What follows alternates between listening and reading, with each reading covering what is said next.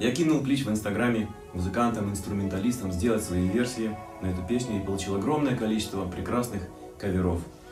Один из этих каверов, который сделал талантливейший музыкант из Симферополя Ружди Меметов, подключив своего друга Александра Муренко, барабанщика, я предложил использовать замечательный саунд фантастической трубы Себастьяна Штудницкого, ураганную гитару Федора Досумова, сыграл сам небольшое соло, на теноре-саксофоне сыграл наш друг Макс Варшавский. В общем, получился такой интернациональный музыкальный замес. Хотелось как-то немножко тоже экспериментировать, немножко как-то какие-то свои мысли привнести, так сказать. Я записал демочку на где-то, может, минутку, скинул в Инстаграм.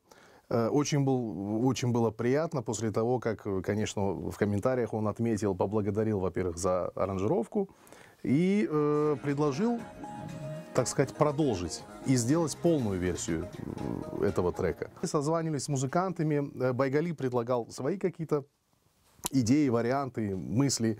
Я со своей стороны что-то свое как бы привносил.